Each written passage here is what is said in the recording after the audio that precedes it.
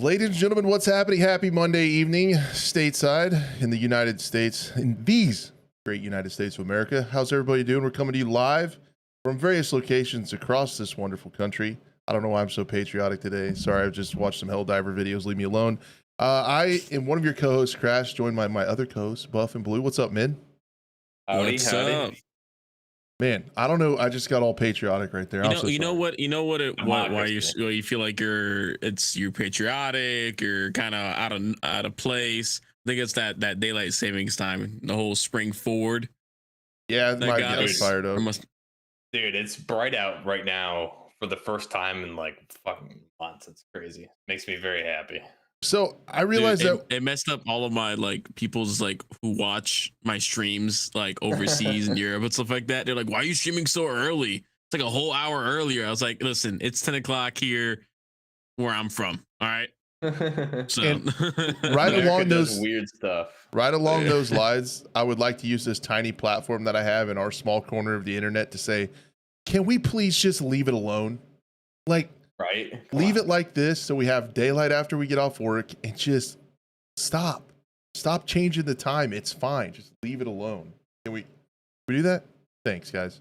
Appreciate that. That'd be like the coolest thing Biden could do. That would be like the highlight of his presidency. Right.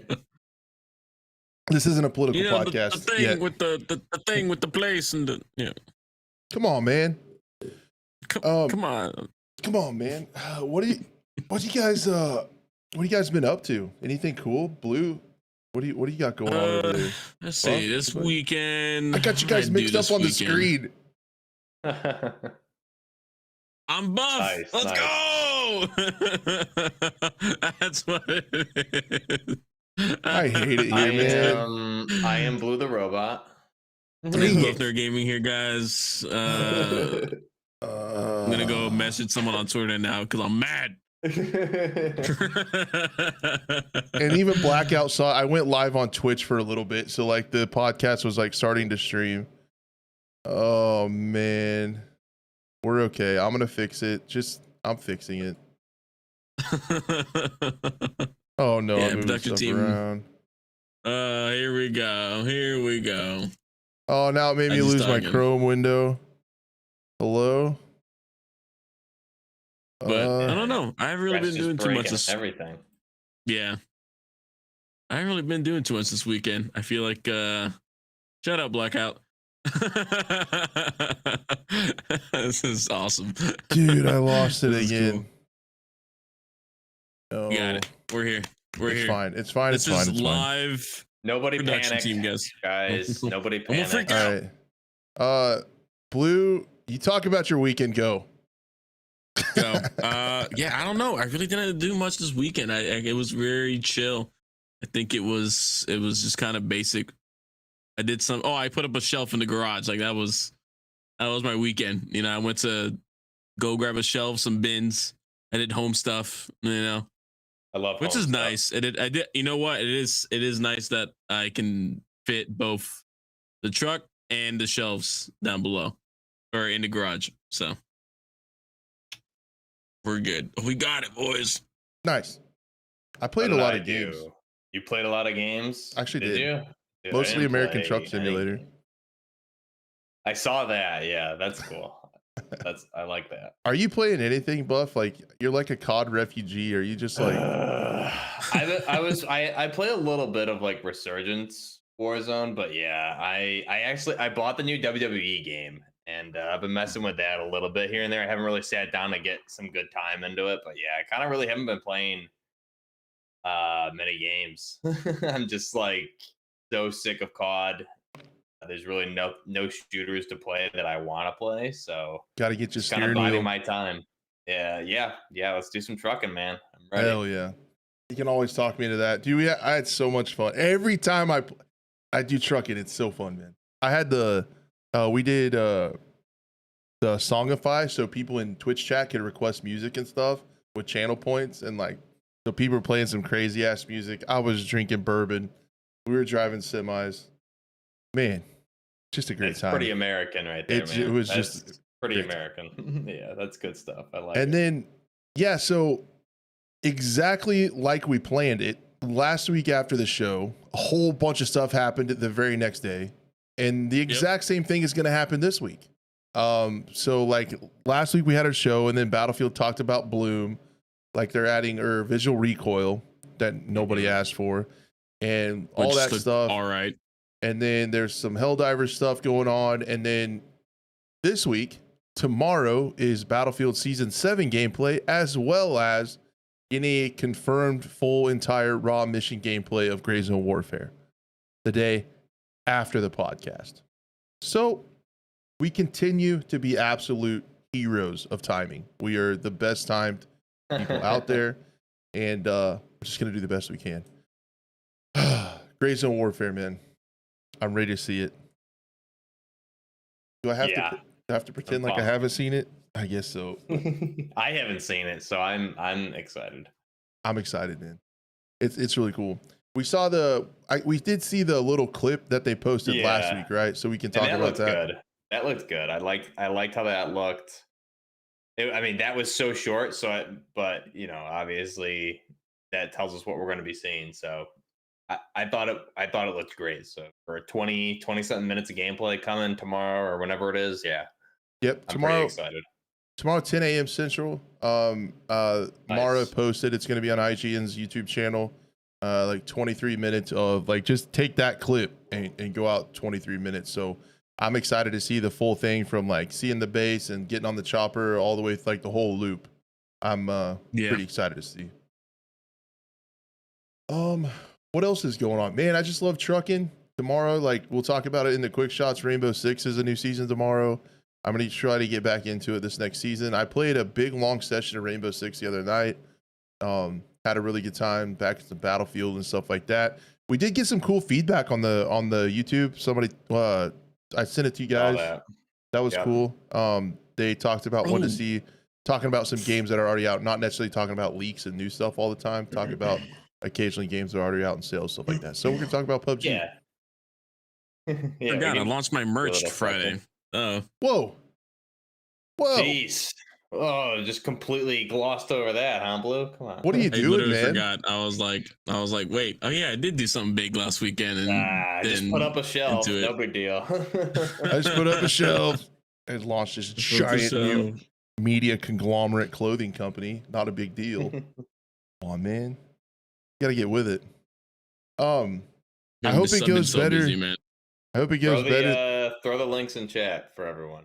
Yeah. You guys can check it out. It is what was it? One of the options is limited time for like 2 weeks. Nice. As well. Do they make them in large American sizes? They do. They do everything from extra small to 3XL. Oh, I need 3X tall. 3X. I'll squeeze into it. What is that big store again? Tall and big and tall. Yeah, I go there. I go there. Oh wait, there's season 2 of the finals tomorrow too. I feel like. Okay. If I would love to pin that, Blue. If I could get that stupid heart out of the way on the chat. Like I don't. Here, I'm putting more stuff in. How do we do it? I can't. Hang on. Now you can do it. Now you can. There you go. Right. Can't do shit. Pin message. Boom. Check out Blue's store. Pinned at the chat. Do it or you're dumb. Roasted. Wow.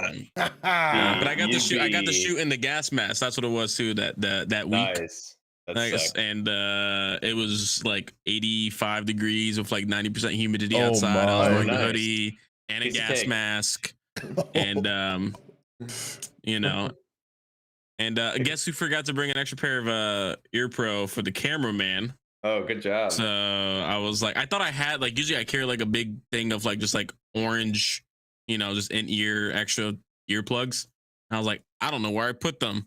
And he's like, fuck it. And I was like, yeah, right, fuck it. And I shot my SKS with no ear pro on for a bit. Oh, so you know, I mean, to be honest, my ears are already gone anyways, so it ain't really bothered me too much. But and it was outdoors. You know, if I would not dare to shoot that indoors without ear pro.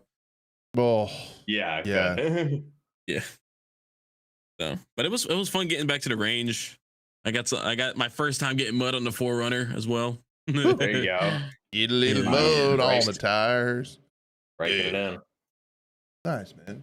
Makes me want to go off roading. See, you had a better weekend than you thought. Yeah, I did. That's what we're here for. Look at the bright side. Woohoo. Oh man, shooting without ear pros sucks. My ears are. I mean, for gone you, I know you got too. your subsonic, suppressed lever action, Yeah. ammo, and Yeah, well, back in like college and stuff, I used to waterfowl, like duck and goose hunt all the time, and we just shoot shotguns with no ear pro because we're out hunting, and like, yeah, it obliterated my hearing, man. It's so bad. yeah, I shot it. I forgot it. I didn't have it on. I went hi, just the ringing for a bit. I was like, okay, yep. Yeah, But then my ear was like, and it's gone, and I don't hear the ringing anymore, so that's good.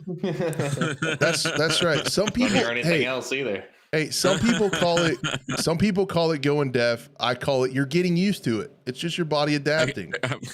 Building immunity. It's just getting used to it. You're building up immunity to the muzzle blast. Yeah.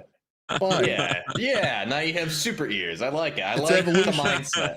Glass half full. Here we go. Loud noises don't positive. bother me Ears. anymore, guys, because I can't hear. hear. Perfect. Great. The body is amazing, isn't it? Anyways, All right, dude. I hope your merch goes better than the development of Battlefield. Hey, Oh, they're nailing it. They're doing a great job. I think it's gonna be a banger. I have a feeling. you're gonna love this. Everybody pre-order it. Get your credit cards out. Get out your checkbooks. And no, sometimes I feel like we talk about things over and over because we forget what we talked about the prior week. And everybody's like, hey, you guys are just old. You're forgetting that you've already talked about the creative director leaving. No, this is the second creative director that's leaving. This is not Marcus Leto. This is a new one. Craig Morrison. So everyone knows who's been familiar with the Battlefield franchise. Everybody knows Lars Gustafsson, right? Mr. Battlefield. Mr. Battlefield. Yeah. So this is the guy that took his place. When he left, Lars went to make TTK Games, their own studio. Craig Morrison joined in August of 2021, became the studio creative director in 2022, replacing Mr. Battlefield. And now, as of February 2024, 2 years later, didn't ship a game, is out.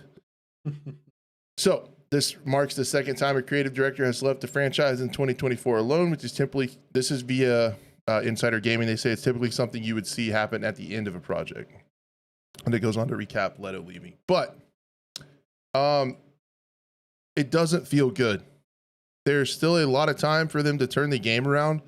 But when upper management, or this is not upper, this is like middle management, right? These are the guys that have the suits at EA telling them what to do, and then they have to get the studio to do what the suits do. So they're like caught in the middle, I feel like. Right. And when the middle person is having to get gone or leaving or wanting to leave, I feel like there's a disconnect between what the studio wants to do and what the suits are making them do. That's just the writing on the wall to me. I can't confirm or deny that. That's just my gut feeling. So having two of them leave in 2024 is not great. Like a week and a half apart too. Was it 2 weeks ish? Yeah.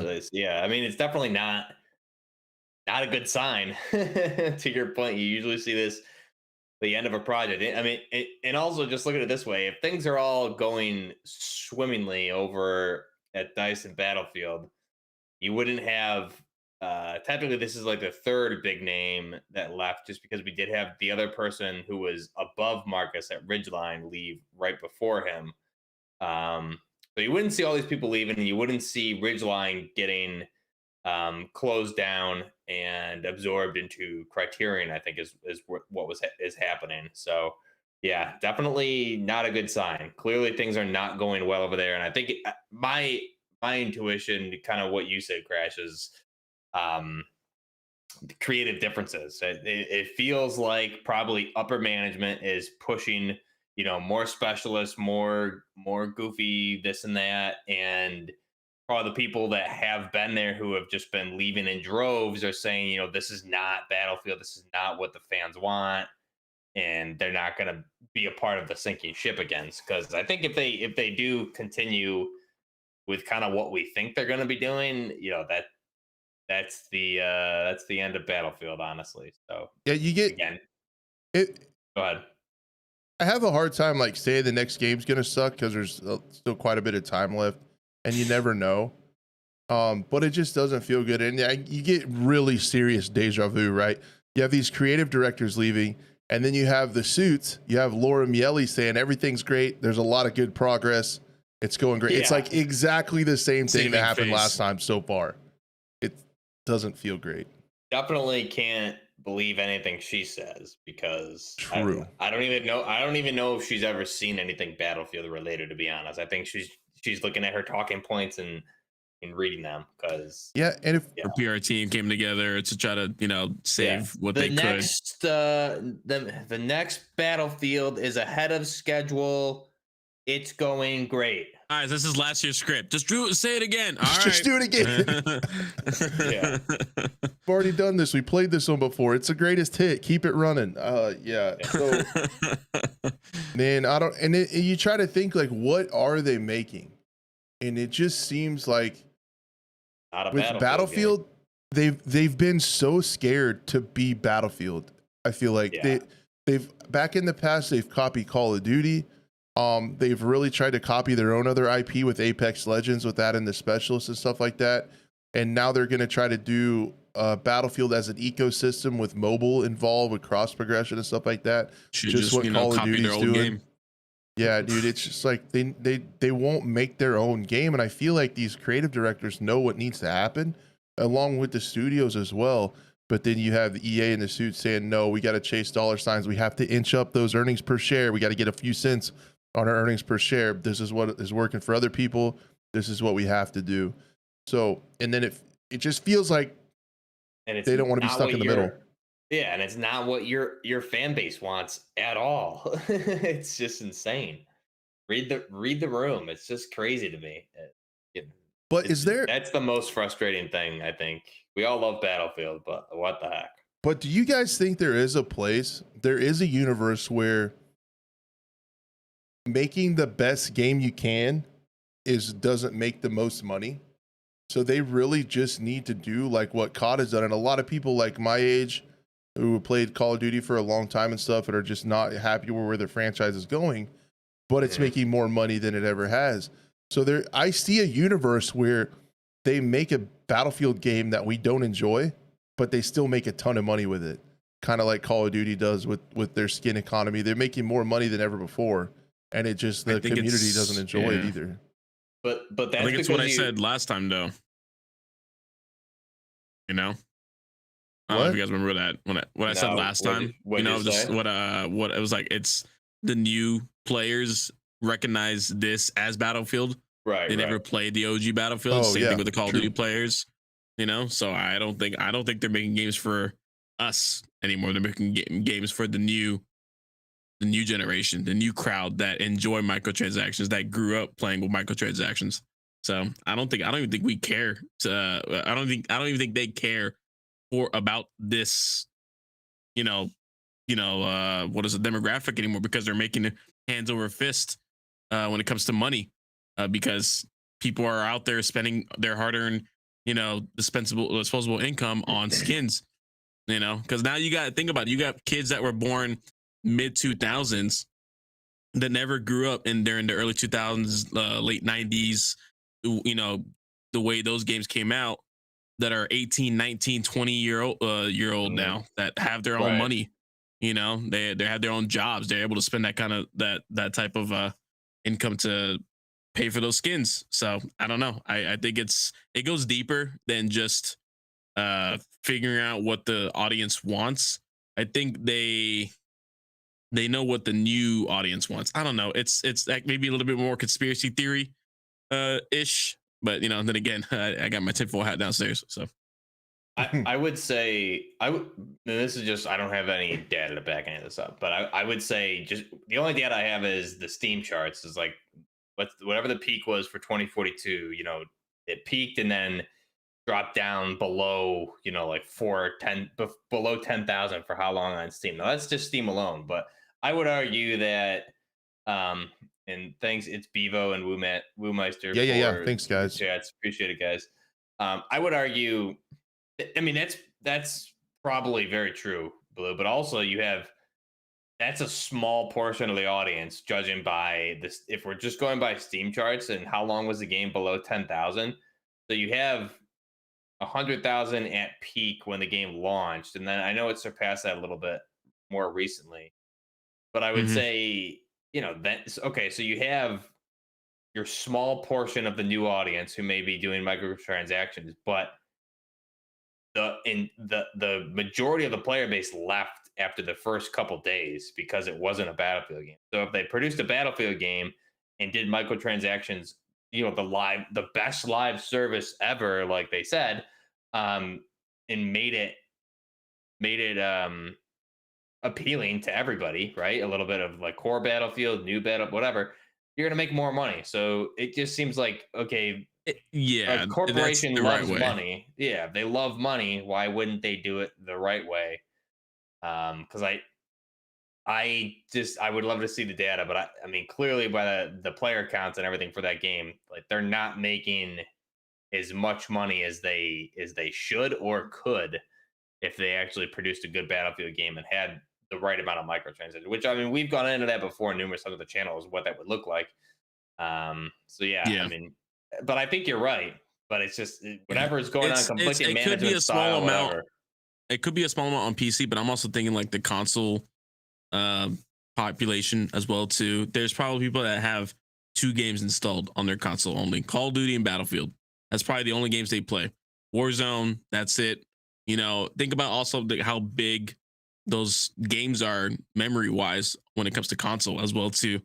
That it's like almost as if those games are made to force all the other games on your console out so you could just focus on playing that with your friends. I mean, take and this is kind of going back to Call of Duty and what Crash used to say about like he gets to play with his friends only Right. while playing the new Modern Warfare. Yeah. That he despises, but he also understands that a lot of his friends play it. That's kind of, I feel like that's also maybe the same with Battlefield, maybe not to such a big degree. I mean, I don't think Battlefield is winning the Call of Duty versus Battlefield war right now, No. in my opinion, but it's also probably someone's only game that they main every day. And it's probably not the only people that are out there. It's probably PC and console players that just play Mhm. that only, spending the money on these skins and update. Because I know personal friends of mine that every time that they bring new content, quote unquote, with the skins and the weapon skins and bundles, stuff like that, they hop back on and they grind for those new skins just so they could walk around the game showcasing, hey, I'm this level, I spent this much money. It's kind of just like it's a fashion show at the end of the day. Even when it comes to Yeah. the skins as well, the people want to. It's like, hey, look how much money I spent, other than you did, and it's just it really ruined a bunch of franchises, specifically Yeah. Battlefield and Call of Duty. So That's what's wrong with like specifically AAA gaming. I think you're just like, okay, we're gonna make garbage games, but we're gonna put Warhammer whatever for whatever that game is called skins in our game to sell. But it's just stupid. Like, dude. So regardless, circling back to the point, so we don't get off topic. I think everyone leave these high level middle managers who have been with the franchise for a long time. Over the past 3 years, we've seen so many people leave, studios close, yeah, be absorbed. It's not a good sign, no matter how you spin it. And it's weird because we just had the article from Tom Henderson that we talked about last week on the show about it's going to be a battle royale, free to play, and they're doing a class system.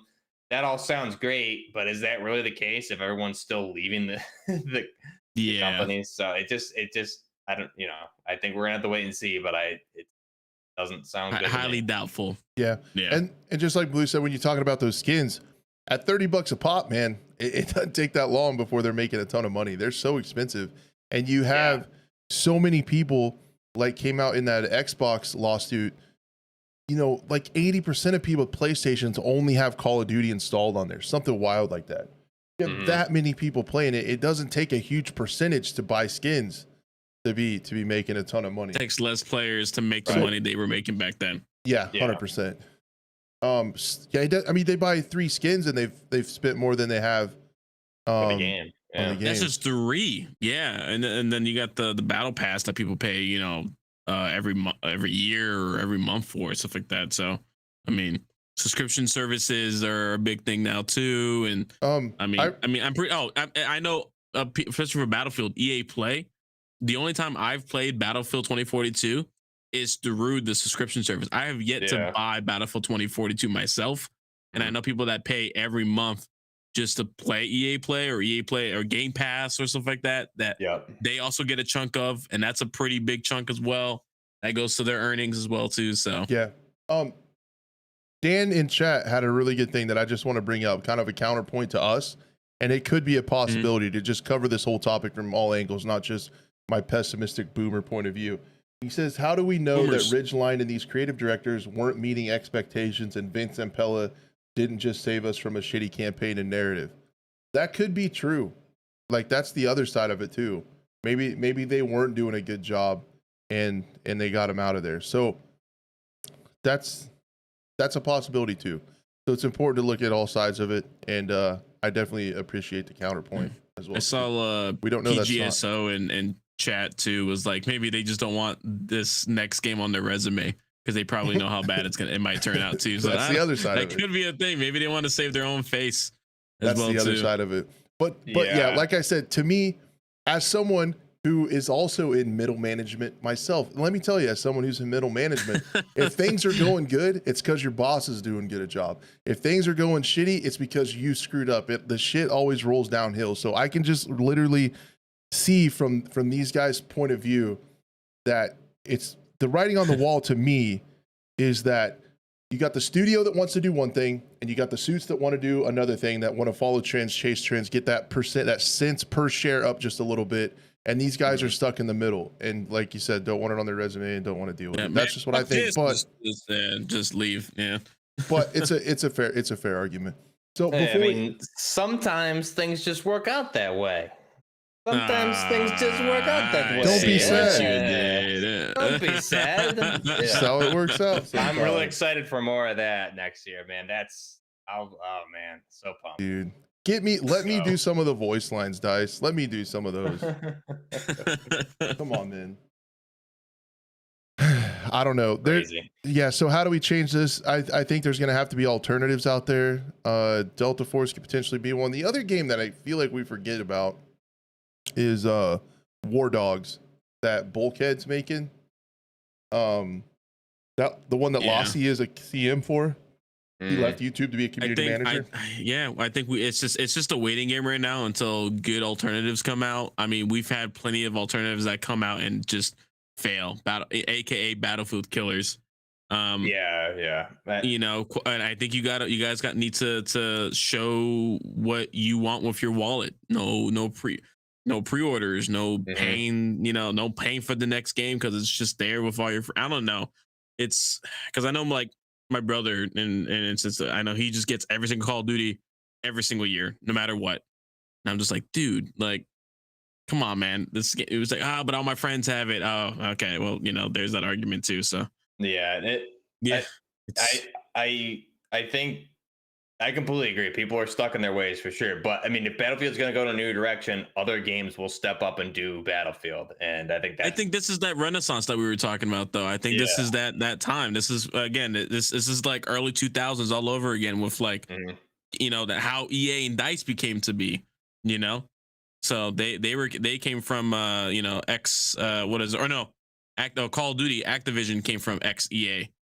Developers and stuff like that. So, and then they made great Call of Duty games, and now they're at the point where they weren't used to, they probably left, and now they got those people leaving, and now you got, a bunch of games coming out from different developers that are from X, such and such company that are making great. I mean, look at the finals, that's a great game, and those are from X Battlefield devs.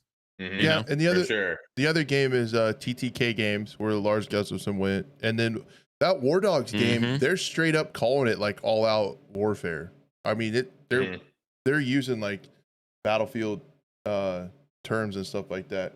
It's about damn time with the 9.99 Woo! super Thank chat. you, brother. Man, I'm gonna have to be Thank sending. you guys. I gotta send royalty checks out to Buff and Blue. Holy cow, you guys! I think Still, I've been you waiting on owe them me for a while. about 1,400 just from last week, Crash. So Yeah, if I man. could get Checks that. checks in the mail, bud. Oh, it's okay. You guys are Yeah. getting paid? Wait, what? There's money here? That's geez, great. But I man. mean, but again, like if Battlefield's gonna go in a new direction, Call of Duty, I would argue, has also been going in a new direction the past couple of years as well. Other games will step up, and to your point, like Blue said, other studios are gonna come in and fill that gap, right? And I think this Delta Force is one of those examples. This next topic is they're coming in and doing they're doing Battlefield, Medal of Honor, Call of Duty, Tarkov. They're doing it all in one game. It's almost like they Crossplay, mobile. it's like they sat back and said, okay, what is every game doing wrong? Let's right these wrongs. Hopefully, It's So- a great segue. What a Yeah. segue! Oh, but Holy crap. I wanted to talk about one more thing with Battlefield. though. Damn it! Ruin the Come segue. I'm the worst. Jesus Christ. I'm the worst, man. This happened. It's easy to forget because this happened like the day after our podcast. Did you guys see the visual recoil stuff with Battlefield? Yeah, that's a good point. Yeah. I was so like, what are we doing? Because Yeah, seriously, they made a whole video about it, like hyping it up and stuff like that, and So- it just showed the before and after. So, I mean, guys, it is, I mean, to be fair, it's really hard to scroll through X and not see someone just begging for visual recoil in Battlefield. Like, I see it all the time. No, I don't. What are we talking about? Like, who asked for this? Who asked for this? So, one of the big things that people hate in Call of Duty, and it gets a bad name, is visual recoil. They're going to add it. Yeah. And one of the best synopsis that I saw was they're piping up and putting something in the game that 50% of people don't want and 50% of people won't notice. Mm-hmm. And I was kind of bitching about it. Like, I don't really enjoy my gun bouncing around more. I like to be able to see what I'm shooting at. And people were like, well, it's barely anything, you won't even notice. Then why are we spending a what was bunch the of time point? on it? Yeah. Because I saw it and I barely noticed it. And I was like, I mean, I guess it looks a little bit better. You know, I think it looks a little bit more realistic, but that's because you're showing me before and after. If I was, and then, you know, if I'm a player that's coming back after a few months, I probably won't notice a difference. I And wish, to be honest, people that aren't watching or aren't scrolling on X consistently or knowing about every single update that comes out, they probably won't notice either. I don't know. I don't think it's something to. I mean, this is like, and this is what your season 7 hype is visual recoil. What about actual content? You know? yeah, it's closing in like 180 days without a map or anything. An update, Jeez, I think, dude. right? Yeah. I mean, So overall, I think it's a good change. I don't have a problem with it, but I agree with you. I wouldn't have hyped it up and made this huge thing. I would have came out with the season 7 trailer, and then in like the blog post included like, hey, we're reworking a little bit of recoil to make the guns feel a little bit more unique and add a little bit more of a visual recoil. It looks. I mean, That's it. it looks pretty good though. If I have to give them some kind of credit, Yeah, it looks like, fine. It I looks like pretty it. decent visual recoil. It's not too much in your face. It's not Modern Warfare 2 visual recoil, just a bunch of gas smoke coming out and hopping all around and stuff like that. So it's you know, yeah, it's kind of just what Fry said. It's a passing patch note. Yeah, he really didn't. You didn't need to put too much into it. well, this Speaking is of what Big they've done with Fibers. this game. This has been 2042. They take stuff that's updates and fixes and they call it content. Yeah. Like Yeah, they're like exactly because they've done. That's you know, right, if you think yeah. back to other blog posts, have been like, "Hey guys, we're adding where you can throw bandages and throw ammo packs." That's the big content for this patch. It's like that's been in like the last 3 Battlefield games. Like that's not what like they try to hype these fixes up. You have brutal expectations. You know how hard it is to make a scoreboard for an end of Oh my round? god, I forgot about Do that. you have Holy any crap. idea how hard Scoreboard. just Boy, stop. I forgot, dude. No Oh voice. my So god. toxic. So toxic, Crash. Oh, I did also see they're also hyping up leaning. So they're going to add leaning on season 7. That was also in Battlefield 5. That I love. That's a great change. It should have, but again, exactly like you just said, and we joke about it, but like they cut features Battlefield to Battlefield, then they're adding them back in. Like why and they're are trying we, to pass why it are off we- as like yeah. content. why are we ditching features every title and then going back 2 years later and starting to add stuff in iteratively? You learn from from one game, you have all the features that worked, and you put it in the next game. Server browsers, rent a server. The clan games, like they lose. This is the problem with Battlefield. That's why I'm curious why everyone's leaving. It's like, what are they're taking what made Battlefield and they're ditching it every title, and then they're going back and be like, oh, we don't know why people don't like the game. Maybe we should add a scoreboard to the fucking game. It's ridiculous. It's honestly a joke. Like, they need to get their shit together. And then they don't have kills on the scoreboard because they didn't want you to hurt people's feelings and make fun of them. Yeah, so that was awesome. Everyone's doing great. Here's your participation trophy. Stupid. And then, stupid. So along those lines, one game that is trying to bring all these together and do all the different things from other games is Delta Force. There, I did really bad at paraphrasing your segue. That was so awesome. Maybe when I do the audio version of the podcast, I'll just go back and cut it out when you did the segue the first time and put it here. Yeah. Perfect. That was just a placeholder, guys. Don't worry. This podcast isn't that bad. This is exclusive content for you guys watching live. Yeah. Bonus content. We did that on purpose. Yeah. Bonus Crash trying to ruin the program. So there is a lot of Delta Force gameplay out there floating around, because there is, as I understand it, you correct me if I'm wrong, Buff, but there's a beta playtest going on in China, and there's some creators that are posting gameplay from it. So we think it's okay to talk about. We'll see. If my video gets taken down, then we'll know for sure. But some of these gameplay videos have been, they've been taken up they've been up for a while, like months at this point, on and off. And other people I see do reactions. So, I mean, this is the third alpha or beta playtest that they've done now. So that's another thing I think to point out here is, like, this. It's not like they're just throwing something together and throwing it out there. They're testing this this is the most testing I've seen pushed out to the community for any game that I can remember. This is the third play test locally in China that's available, and then they're doing the LA event here next week, and then they're going to start rolling out like alphas to United States and things like that. So this is footage from the third beta, just kind of showing off hazard operations, which is the extraction mode. And like we said, it's taking elements from every extract. Like, it looks very Tarkov-y for sure, but it's like a more accessible arcadey version of Tarkov with elements from like Call of Duty, Battlefield, DMZ, Hunt Showdown, all that stuff, and the weapon list, like the customization. You see this all in the video. I just did a reaction video to this video that you're seeing on the screen, kind of breaking down everything. But I mean, it's great, and it's in depth too. It's not so arcadey that like Call of Duty where you just run over ammo, right? It's pretty much like Tarkov where you need to bring in the right ammo for your weapon.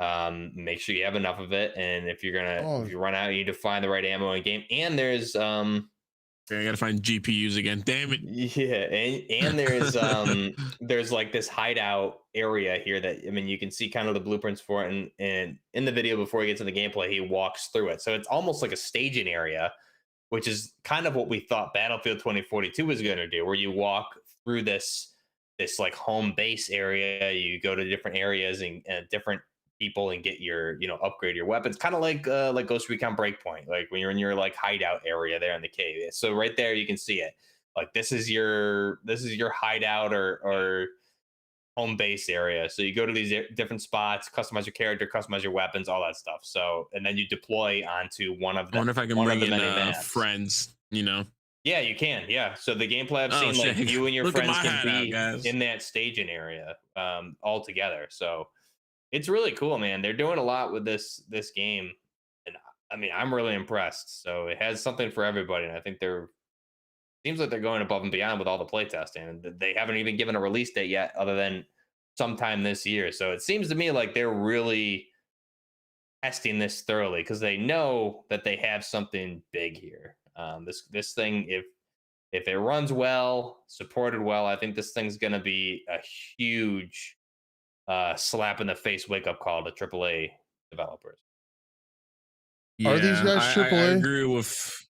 I don't know. I Well, don't know too much about them. It's like Tencent is They're huge. The publisher, so they publisher got or whatever. So they have the that's like money, bigger. but Yeah, it's they got the money. It's the but the development team isn't like a trip. I don't. They're not a AAA development Tencent, team, dude, but they have Tencent money is for bigger sure. than anything in the U.S., man. I would Like, say bigger than AAA, dude. Like Well, there should be a oh, different good. class Oh, the amount there of you money go. they got, you know. Well, But I mean, and that's good. it is Thank it is God. but it's free to play, and I do kind of agree with Yeah. Fenix too. I'm curious how the oh, they're definitely AAA. Okay, thanks. Yeah, look at us not knowing, but I Are do. they? Okay, Weird. well, whatever. Yeah, weird. I do kind of hope to see that they have good anti cheat when it comes to a free to play title, Yeah. because that is going to be a killer They did if it goes highlight wrong. it in their dev vlog, the dev 2 blog. They highlighted a little bit and they showed it. So yeah, if you're running, theoretically, I mean, we'll see. Like to your point, we'll see how it works, right? But if you're running walls and stuff like that, they have a system in there to stop it. So again, with the money behind Tencent, oh, I do remember that. seems like they should be able to do a better job than Ricochet for sure. Yeah, and I know people have been arguing a lot about like what type of anti cheat it should be. Should it be kernel level? Mhm. Should it, what else can they do? I did see a video, funny enough, recently about there's that developer guy that he did for like stuff for World of Warcraft. He's been doing like a bunch of YouTube shorts, and that he said that kernel level isn't needed in to really combat cheaters. Apparently there's a way to really get them without kernel level stuff, but I mean, I haven't really seen too much about that myself. I'm not, I don't know too much about development, but that's another thing as well too. If people see that it's very invasive in their software and their hardware, that might be another big issue for a lot of people. Especially if it's coming from Tencent, people probably don't. I mean, I don't have much trust in Tencent, to like hold my data, even though your data's probably already out there anyways. But I mean, Right. it's I'm curious to see how that works out. And then also on top of that, it's a free to play game. They got to make their money. What are they making their money on? Skins, weapons. Yeah. They showed some of the like different blueprints weapons there before the gameplay. They went through it in this video, and it's not anything. And I don't mind blueprints. I think blueprints, if the blueprint can be, quote unquote paid for, but it's locked to a certain thing. To be honest, I like the way, RP World War 3, but I like the way they did it where it was locked, but in order to customize that weapon, you still had to earn your way to unlock it. Yeah. This one feels Modern Warfare did the same thing, right? With like their blueprints as well too, where it pretty much. Well, if you bought the blueprint, you could use the gun, but you couldn't put any other attachments on it until you unlocked on it. So you were stuck to what it was. Yeah, it's the same thing. So if they could do it that way, I wouldn't mind it. I'm also, what are your guys' opinion? I mean, I'm pretty sure you have something else to say real quick, but I'm just curious what you guys think about like the feeling of this game, because I know they were showcasing a lot of old like Delta Force trailers before, then they jump forward for like the story trailer, but like what if there's crazy skins in it? Would that like ruin it for you? Pink anime skins. I'm expecting that, to be honest, in this game. In all honesty, I personally don't. I don't see. I've never had an issue with that. I don't care. I think. Okay, I'm just curious when you have the detail that we're seeing and the features that we're seeing with this particular mode, and also with the other ones that we've seen so far. Like, if you're catering to all audiences, the guys that like immersion, the guys that like pink anime, girl skins, cool. Like, that's fine as long as there's something for everybody, right? And that's always been my take with Call of Duty. Like, if you're gonna release something for everyone, if you're gonna release crazy stuff in Call of Duty, that's great. Just throw me a bone with a milsim operator here and there. But again, this mode here, with how in depth the looting it's just like Tarkov, right? So this isn't going to be a super casual mode, I don't feel, because your typical Call of Duty player is too brain dead to know what caliber their weapons take in, and I gotta like bring in my ammo. I can't just pick it up from an ammo box. What? So at least I think there's like a little bit of a blocker there, and I know it's a big price point, like arena breakout. was a big game that they just kept on mobile, and this seems to be kind of like their follow up to that. That's available for everybody. Just they're really catering to. It seems like they're catering to everybody, so I think that's a good thing. But yeah, I mean, what do you It feel about looks that Crash with the the skins? gameplay looks pretty cool too. Yeah, it looks great. I have a little. I got to be careful with myself in my opinion on this because I get some of those 2042 vibes with the color scheme, with some of the map layouts. This looks kind of like the renewal map, like, and some of the specialist abilities and stuff, and that like instantly like makes my brain panic. But if I if I step back from the ledge a little bit, I like a lot of the stuff they're doing. I really think the UI looks clean. I get a little bit of a mobile-y vibe to it, but I'm open to it because they did make clear that they're not just porting over the mobile version to PC and doing an emulator. They're actually doing a separate PC centric version and as well for consoles. So I think that's really cool. Yeah, and they're having. I mean, they trying to do like all aspects for everybody. I think I'm to the point in this game where I'm fairly excited to see it, but hesitant about the big stuff. And it comes to the same questions we asked about every damn shooter anymore. It's like, what are you going to do about cheaters and how is the net code, right? Like, those are the two big things that can How's the throw a servers wrench in gonna it. run? Yeah. Like, what kind of hurts are we talking? You know, how are they going to do servers being a Chinese developer? What are they going to do stateside? I'm guessing with Tencent's money, Tencent owns a bunch of companies in the US as well. So the infrastructure over here is probably fine. Yeah. But yeah, I'm kind of excited about it. Not crazy. It's definitely got a lot of potential. The microtransactions, the cheaters, and the servers, and if they can line those out, it could be a really big deal. Because I like the fact when is the is it Los Angeles playtest this week? It's either this coming weekend or the following weekend they're doing it. Do you know any creators that are going to that? Like, are there like not yet. I signed up for it. I haven't heard anything. But I haven't talked to anybody I don't think they've sent out the invites yet. So I'm assuming it's next weekend, not this weekend, because this weekend's St. Patrick's Day coming up.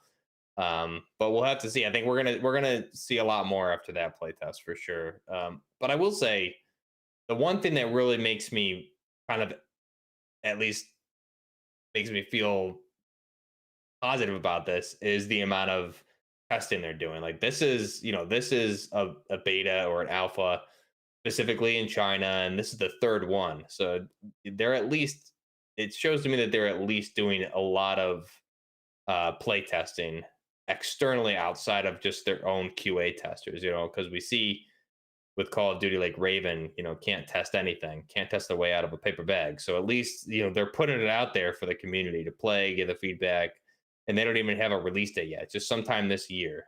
But at least they're putting it through the ringer, it seems like. Yeah, it looks cool. Yeah, it's got a lot of potential. That's for sure. With the extraction mode too, I guess the other questions that I would still have are like, I like the leaning. The other questions that I have are, what's the progression like? That's kind of my same with all extraction modes.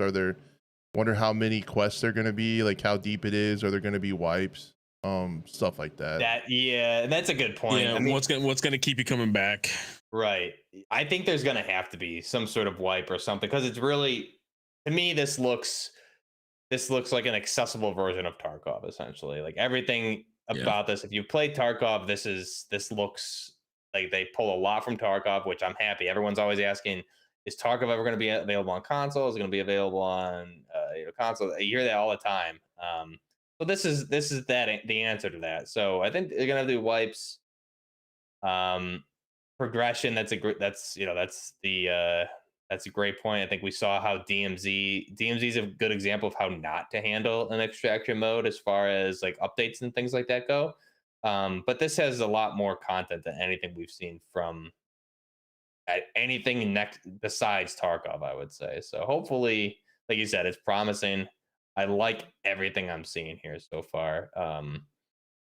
Especially the fact that you need to purchase your guns with in-game currency, your attachments with in-game currency. So it's not, you have to play the game, yeah. It's not like, okay, I'm gonna jump in and have my meta stuff and meta gear. Like you have there's still the tiers for armor plates or the plate carriers, just like Tarkov. So I think it'll be it's very promising. Hopefully it delivers, because this is the most excited I've been for a game. This is kind of exactly the game I've been wishing for a long time. So we'll see.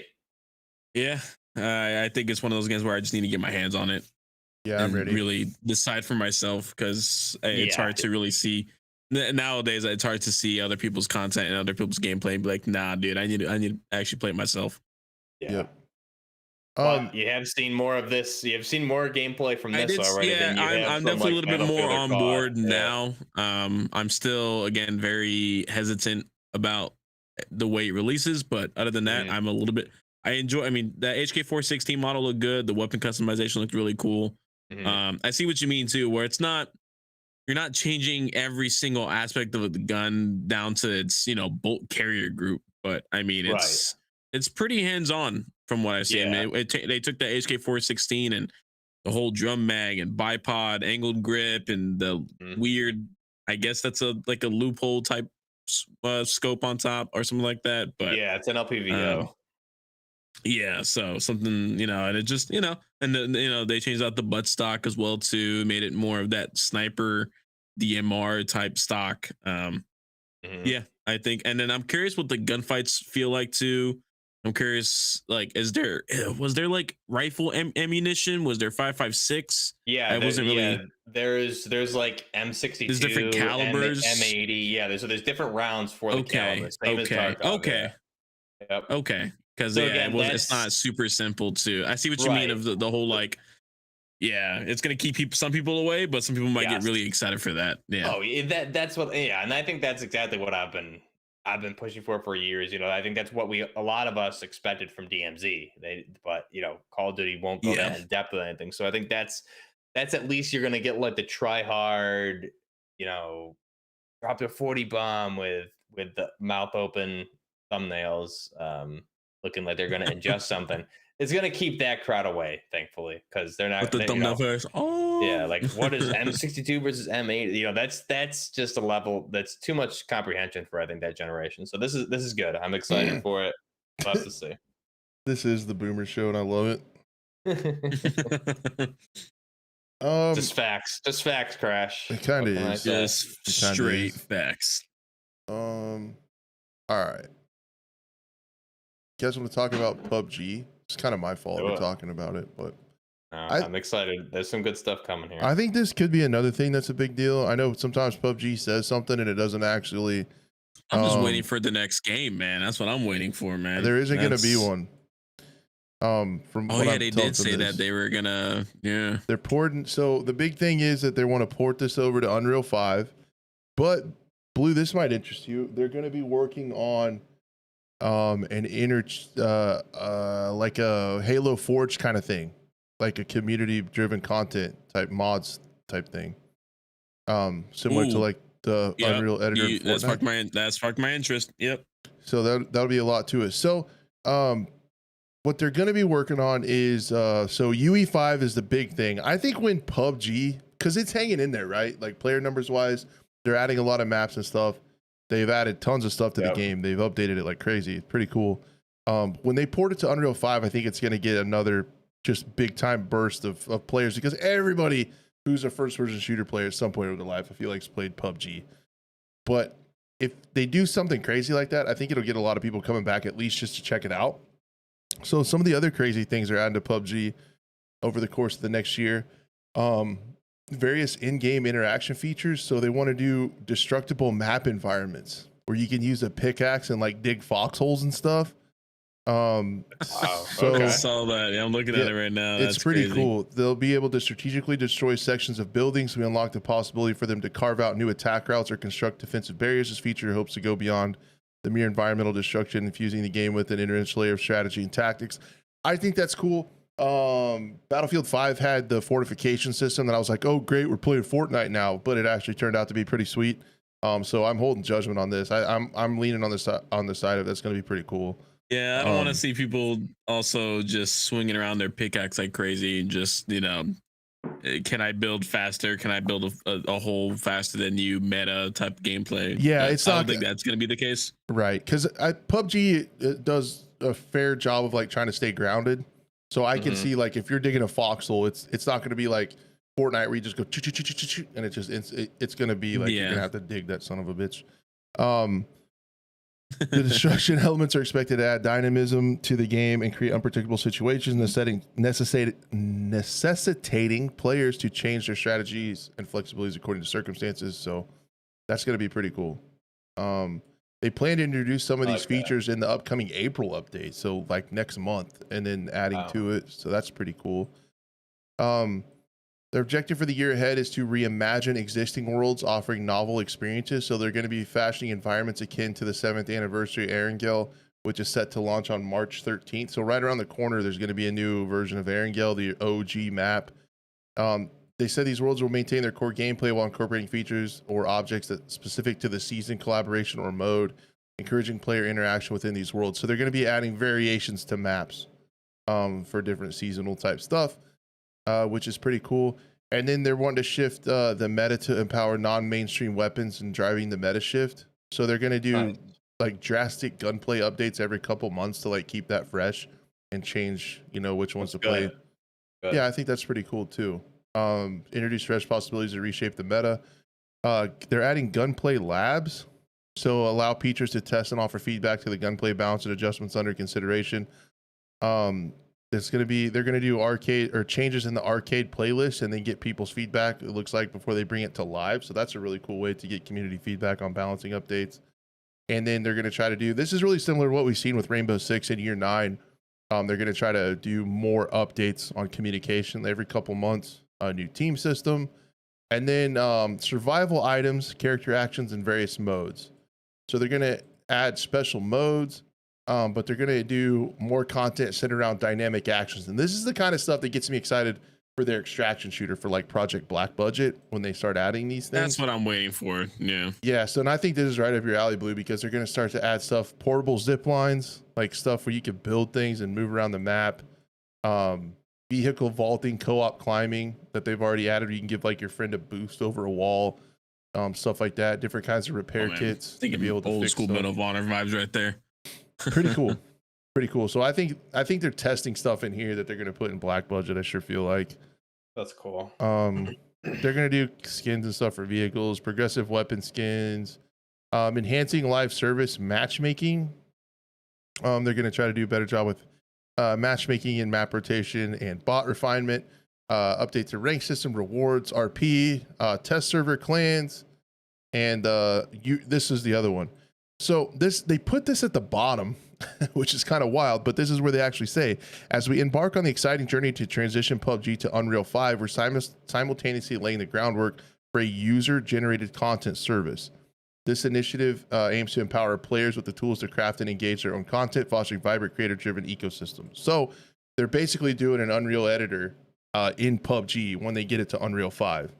So I'm expecting maps first and stuff like that. Probably even new game modes that they make, kind of like how you said, like how Halo Infinite Forge did their thing, how that team made an entire battle royale game within Halo Infinite's Forge editor. So I'm expecting maybe something along those lines. And so, I mean, if I see a mod come out for this that makes it a whole different game with that engine, with Unreal Engine 5, I'm gonna freak. Yes. I'm gonna freak out, dude. Then they talk about anti-cheat. So dude, this was a mind-blowing number to me.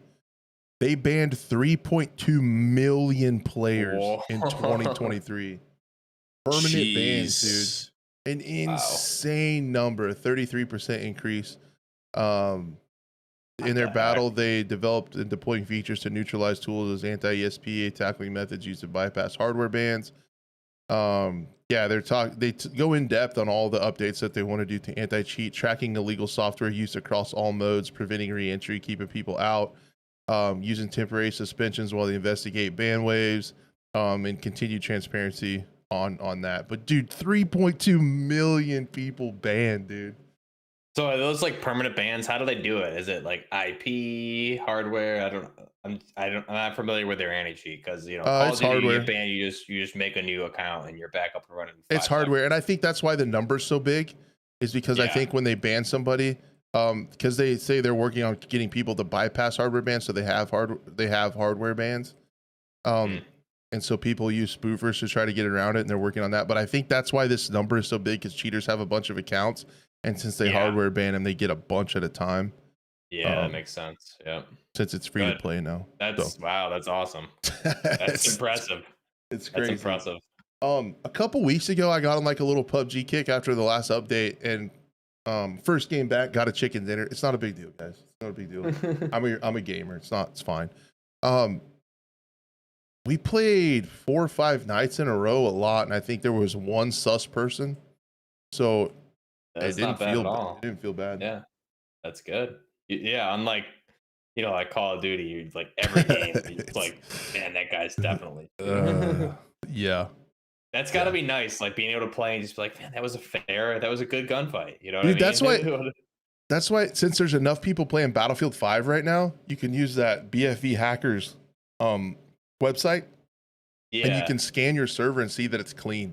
And it's just such a peace of mind, like that you're running around in a clean server. Right. And, yeah. and it's awesome. And that's what I wish for again someday.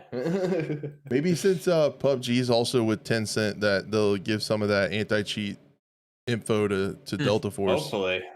I know they said that they were working with advisors and everyone from Tencent, so probably. Are you guys okay with going to quick shots? Because there's a lot of them. Yeah, well, I'm ready to go. Yeah, let's do it. Quick shots. Here we go. I think the first thing I had was Stalker coming to console. Can you? Woo. Yeah. Can you tell me about that, Blue? Yeah, so Stalker Legends of the Zone trilogy. So the original trilogy of games of Stalker came to Xbox, PS4, PlayStation 4 as well too. It's been out for PlayStation 4, Xbox One, but they announced it during the Xbox Partner Showcase, which is really cool. And on top of that, there's apparently going to be mod support on console via mod.io. That's awesome. So there's going to be people making mods for console Stalker, which is insane because I know there's a lot of people that have been wanting to. I don't know how, dude. I mean, I feel like these guys would have to make them from scratch pretty much or somehow port it over. I don't think you're going to get like Stalker Anomaly, and those kind of mod packs, stuff like that. But like Gunslinger, which I've been streaming a lot myself, is a pretty simple mod pack that really like enhances the overall feel of like the third game. Yeah. So cool. And they also like redid everything. The UI, they basically retuned it, they said, for consoles. So a lot of the old bugs and issues that were in the original games on PC are no longer there. Apparently it's been like enhanced graphically a little bit as well. So it seems pretty cool. I can see myself like just chilling on the couch playing some OG Stalker. Like I think that's a really cool way to also get people ready for Stalker 2 in September. I've never played it. I only watched videos of like you and other people. So I would love to get my hands on this and play. Especially the modding. Sure. The modding's like huge. I think that's probably a first, I want to say, for consoles, right? That's big. I mean, they Unreal had it Editor for for Fallout Fortnite, maybe. 4. No, it's PC. Oh, okay. Fallout 4, they had mods as well too. Okay. They brought in the creator engine and stuff like that. But this is going to be, I think, on a whole different level because mod.io is the same mod developer that I know a lot of people know with. But when it comes to people, when Insurgency Sandstorm came to console, right, and Insurgency Sandstorm, what they always thought was since they switched to mod.io, they thought it was going to come to consoles, and it never did. So the fact that they went out their way and said, "Oh, by the way, this will be a thing for consoles," GSC said that, it's pretty cool. So that's a really good way for people to enjoy the original Stalker games, know the story, and just again get ready for Stalker 2: Heart of Chernobyl. So. Nice. I'm excited for that. That'll be cool. Yeah, it's a great way for people to like just catch up on the lore and stuff and get a refresher on the games before the new one. That's cool. It's a good idea. I'm definitely gonna be doing that. But no, it looks neat. I know nothing about it. Oh my gosh. I like watching Blue play it. Yeah, it's just crazy how good it looks. It's an old game. It's like what? I think the original Shadow Chernobyl game came out 2005, 2007. Yeah. So it's a little dated. Pretty old. Yeah. Yep. Looks pretty good for being, yeah, whatever they did graphically. I mean, it looks pretty nice. But people should Being back then. keep in mind, right? Like it's gonna feel like an older game, like movement wise and all that stuff. Yeah, Right? yeah. Yeah, but then I think heck, look what how crazy Star Wars Battlefront, the original 2 games, relaunched, Mhm. Oh yeah. recently, and that blew up, Yep. So I think people are kind of going back to the old ways and just reminiscing about when games used to be good. So Yeah. When they worked. quick shot. I feel like that Bam. was more of like a shot fired. a little Shots bit more. fired. Pew pew pew pew. I'll try to keep this one short and sweet because we talked about it last time. But the new year and season of Rainbow Six Siege launches tomorrow, barring any last minute delays like last season. They delayed it like 5 minutes before launch last time. So hopefully that doesn't happen. Oh and my by god! Wow. yeah, it wasn't good. Hopefully this is this is gonna work. It's gonna work, guys. It's just gonna they're kick on the server and she's gonna be trucking. So you get the new Demos operator with the tracking drone gadget, revamped shield mechanics that me and my buddy Ham are absolutely terrified of. Where you can knock people down with shields, reload your gun, and run your abilities from behind the shield cover. Don't know about that. I'm interested to see the attachments and ADS upgraded. For a refresher on that, they're making all ADS slow. They're trying to get rid of the runaround TDM meta. They're making ADS way slower to kind of reward positioning and tactical gameplay a little bit more, and then reworking all the attachments to have effects on ADS, reload speed, and different things like that instead of just that. Machine learning, guys, anti-cheat on data bans. So the new model's been implemented to detect greater quantity of cheating behavior by taking a more in-depth look at player stats.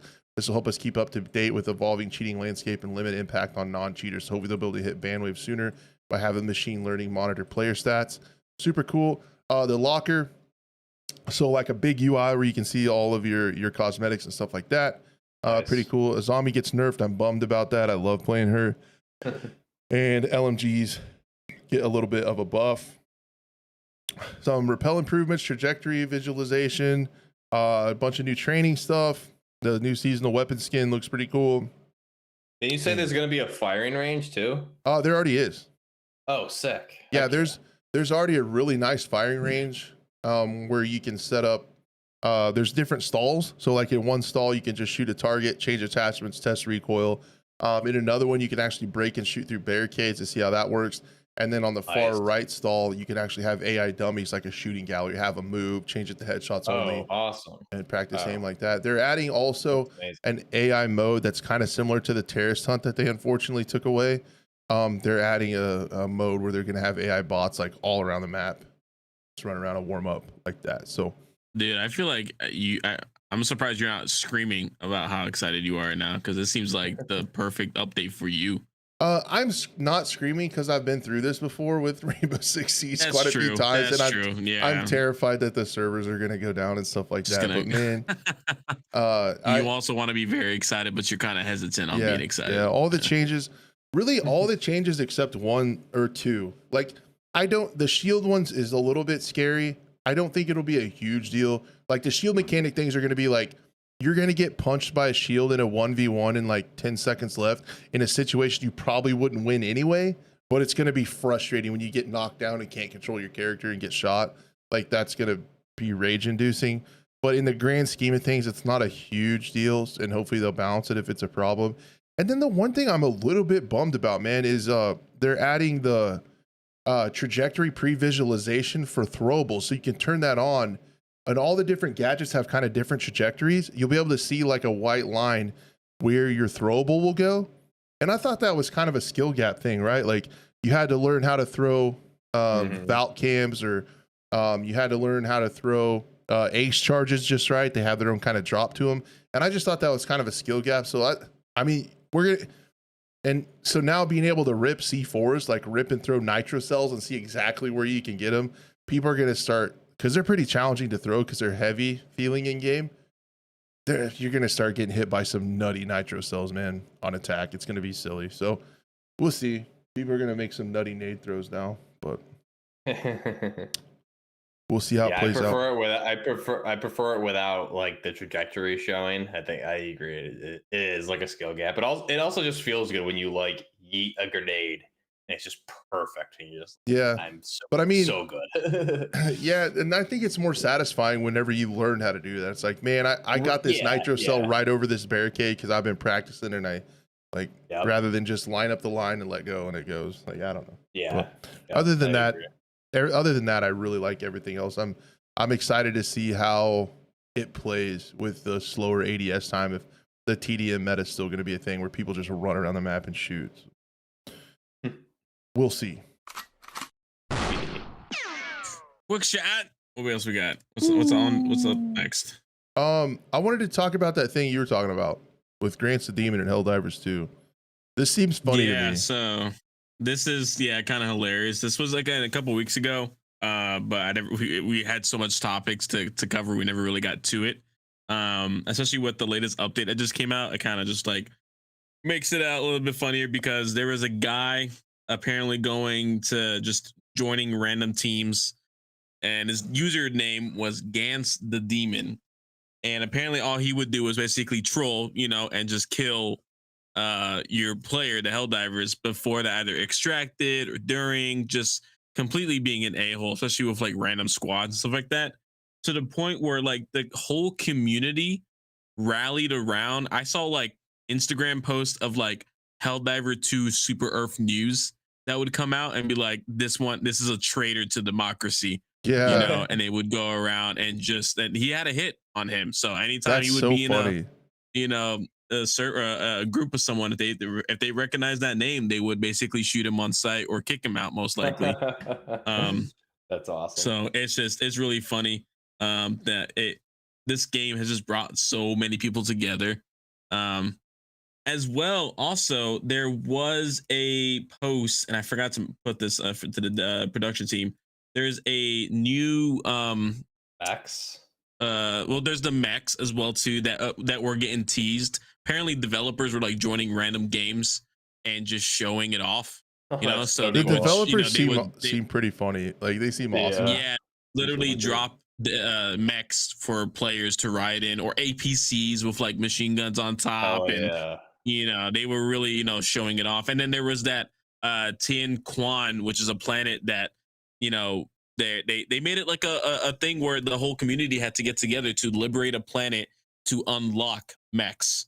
That was the production awesome. facility planet, and then you could find the mechs on that planet to test them out yourselves and stuff. So it was really That's how you do like live service and stuff. This game does not need marketing. It markets itself. Like Mhm. it's seriously insane how much this game blew up from like a smaller indie game from like Helldivers 1. Yeah. But on top of that, there was an update as well too that not messed with, but a lot of people there's been a divide in the community now recently with this latest update, that a lot of people would basically start kicking other players, like high level players, if they didn't have meta loadouts. So you would basically join a random, crazy random squad or something like that. And if you didn't have the meta loadout with like a shield backpack, double breaker shotgun and stuff like that, you'd basically get kicked. If you didn't have the specific strikes. So what they went and tried to do was balance everything to make everything usable. But I think some people think that now nothing's usable because there's no point in using this weapon while it does the same stats as another one. So like the auto cannon compared to the railgun, stuff like that. I could see both sides to the argument. I know that was definitely some of the, some things were buffed, some things were nerfed. So we'll just have to see. But there are crazy updates coming as well too, with like planetary hazards, with like meteor showers. That's They just awesome. decided to throw that in there too. So these guys are just over, but the thing, and I know there was some drama as well too. There was a developer that basically went out and said about the meta gameplay and the buffs and stuff like that. Basically went out and just said himself, like, look, this is how you should play the game. He said it in a kind of a rough way. I feel like I didn't think it was that bad. I can't find the exact quote myself, But yeah, basically he went out and said something, and basically the community got upset, and then they had to go out Of and say that course. he's getting. It was funny. It was kind of funny the way they said that he wasn't getting retrained; he was getting re-educated. That's what they said. That's The developers getting awesome. re-educated. So it was kind of funny. They even use lore with when it comes to punishments. That's So amazing. That's so yeah, cool. yeah. So yeah, there's some planetary hazards already in the game now, but that was definitely one of the latest updates that came out just a few days ago, sometime last week. So yeah, this game just continues to impress me over and over and over again. And if you see Gantz the Demon, shoot him for his treachery against Super Raider. Earth. Get him out. Traitor. Get him out. All right. Get Moving right him along. Quick shot. What else we got? Season 2 for the finals is actually tomorrow. Okay. And I will get through this as best I can. I'm not like a super crazy finals player. Again, like I've said, it's not kind of my game style, but I respect it. It's a good shooter. It's free to play. Embark Studios knows what they're doing, so let's talk about it. I know a lot of you guys play it. The 5v5 game mode is coming, so that might be something to check out. Power Shift. It sees two teams of players fighting in a controlled platform, kind of like King of the Hill, to score points. The platform itself will tear through the environment. It can be rocked by objects and abilities in this mode. Players can even switch between light, medium, and heavy builds to better compete against enemy teams, so in a respawn mode. So they're adding like King of the Hill, but in true finals fashion. It's got a crap load of destructible stuff. So that's what they do really well. There's going to be some new gadgets coming. Heavies get an anti-gravity cube. Medium class gets a dematerializer ability to erase walls or ceilings, which is kind of wild. That's crazy. Yeah, just leaning super into it. The anti-gravity cube, I think, makes people like levitate. So if somebody's behind cover, you can throw this cube. It's pretty cool. A new weapon looks like a 93R burst fire machine pistol, a FAMAS burst assault rifle, and a KS-23 slug shotgun. Oh shit. Okay. So we get an 8 gauge. I have one of those. An 8 gauge shotgun, which is pretty wild. So yeah, and there's the theme for season 2 is that the game show has been hacked by the CNS collection of hackers. A glitchy neon style city map has been added to the game. So yeah, there's probably going to be events and kind of lore along with somebody hacking into the game show, and that goes along the lines with like the new map and stuff. So all that stuff, awesome. Check it out. Free to play, man. Oh yeah, I missed one thing. Mediums will get a new data reshaper tool that lets you change enemies' minds into chairs or enemy turrets into a table. A good way to knock out defenses. So you can turn enemy gadgets into furniture. So pretty cool stuff, man. Okay, that's pretty funny. I like that a lot. Yeah, that's good stuff. One final quick shot. Yeah. We got some details on Ghost Recon, man. Did you see these, Blue? Yes. I did see that, actually. This made me happy. This is gonna get a lot of folks pretty damn excited, man. I don't want to be too excited though. It is Ubisoft, so let's back up the little hype wagon just a tad. But the guy's coming in. Okay, never mind. Back it up just a tad. Allegedly, the next Ghost Recon title is aimed to be released in 2025, which will head it back to the first-person perspective. I don't know how we feel on that. What are you guys' opinions on that? I want. Woo! Yes, thank you. Blue?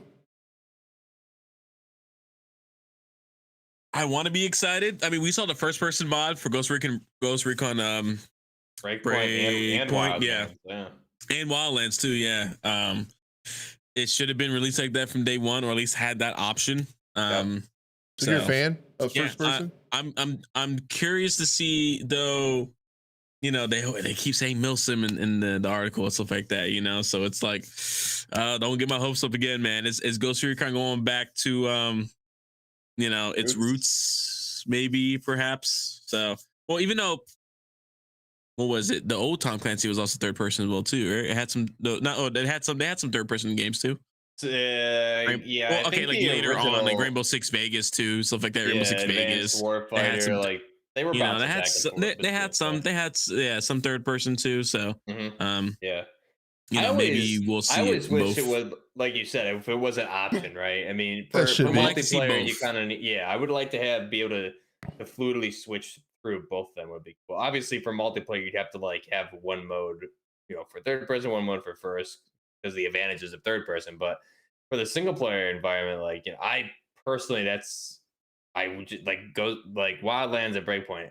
If it were first person, that would be like my main thing. Being able to see the guns and things like that would just be The open land, the wilds, beautiful, scape. beautiful. I guess it was beautiful world for sure. So it's we'll have to see. I'm curious if they're gonna go actual like back to their old school ways of like controlling your own squad, almost ready or not type of style as well too.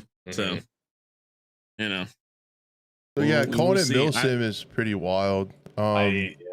Squad-based military tactical shooter, Milsim, that takes inspiration from some of the leading first-person military games, who are all not Milsims. Modern Warfare, Battlefield, not Milsim.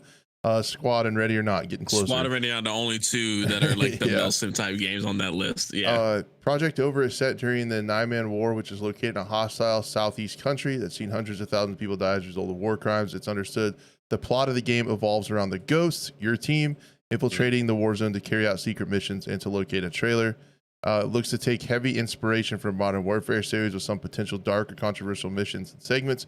One mission, for example, shows your squad nearly shooting a man holding a baby because they thought the baby was a bomb, but they realized it at the last second. So the thing that's crazy that lends a lot of credibility to this is they say graphically the footage provided to Insider Gaming under the conditions the footage isn't shared or goes public shows a significant graphical improvement over its predecessors and is best compared to something akin to Ready or Not. So they've seen footage. They got footage. You know what though? You know what else we saw footage of that was super controversial? That was Rainbow Six, or actually, Patriots? Tom Clancy, technically Patriots. Yep, exactly. That was, You just had to say it, didn't you? Just ruin it for everybody. It's there. It's part of the history. Why you do this? Why you do this? Why you do this to That's me? what I wanted originally. I wanted that to be, what Siege was, but we'll see. I mean, if it's anything like also those, they brought Call of Duty in of like, their, I don't know what the mission was called, their Zero Dark 30 type mission, of like there was Wolf's Den and then Safe House. Then that house, Safe House, stuff like that. Wolf's Den, Safe House, shooting that when they shot that lady with her hands up and she went for the gun, like the shoot or no shoot scenarios. I think that's very controversial in some regards for some people. I mean, hell, you could shoot the baby in Safe House, Blue. in Call of Duty. All right, it's an Easter egg. All right, I thought it would cancel the mission. I thought it would cancel the mission. I can't remember, but I think that's where they're saying like It's an clean achievement. house. That's it. I think so. When he shoot it, goes little. It's like, why would you do that or some? I don't know, something dumb. But that's what they're referring to when they say like Milsim from Call of Duty, because Call of Duty, like the Modern Warfare 2019 campaign and some missions in Modern Warfare 2 and 3 were grounded Milsim type missions. Clean house, that's what it is. Not Safe House. Mainly 2019 had a lot of very grounded stuff. So it definitely sounds like they're pulling a lot from that, like the campaign aspect, controversial decisions. Good. Yeah, it's like, oh man, it feels too good to be true that they're finally giving us what we've been asking for this entire it's time. way It's like, too. all right, hold on. Why? What's the ace up your sleeve? What's you're holding something back? Where's the microtransactions? Ubisoft Quartz. It's going to be that's, NFTs. It's going to be NFTs. Exactly. There's gonna be something. I feel like that's gonna be like, oh, get us all excited for this, and then either I mean, heck, it might get canceled. I don't know. Like, who knows at this point? Maybe it's Ubisoft, man. A lot of them get ads true. before they get out, but Ghost Recon is like a big time series for them. So I don't know. It's really too early to get really excited, but all that stuff sounds right on, like with what we want. Like, it sounds great. Yeah, it does. So hopefully it's true. Is that a program? Dude, that was a jam-packed. I That was just was a looking at lot the of time, like, stuff. holy crap, we covered a lot. Yeah, we got through a bunch there. That was good. I'm surprised we did it in that time frame too. I was trying to keep an eye on the clock and keep it going, but yeah, man, I thought that was a great show. Holy shit, we talked about a lot of stuff, a lot of good stuff. Had a lot of great comments in chat. Thank you guys for being here. Chat was popping off tonight. Lots of good stuff. Definitely. Audio listeners, thank you for the super chats. Yeah, a lot of super chats. Appreciate you guys a lot for the support. and for just being here is awesome. And audio listeners, appreciate you. Lots of you guys every week downloading it. Thank you. If you want to support us, share it around. Bring some people back with you next week. Share the podcast around if you have friends that listen to podcasts. And yeah, that's all we really asked. All the regulars that come by, we see you guys. And thank you. Thank you a bunch. Buff and Blue, I know you guys are super busy. Thanks for taking time out of your week to hang out with me and talk about video games. Appreciate it a lot. Always. Yeah. Always a pleasure, guys. With that being said, audio version should be up either tonight or early in the morning. I will do my best. And we will see you guys next Monday. We'll have Gray Zone stuff to talk about, some Battlefield stuff to talk about, and whatever kind of indie stuff pops up throughout there. Appreciate you guys, and we'll see you then. Peace. Later.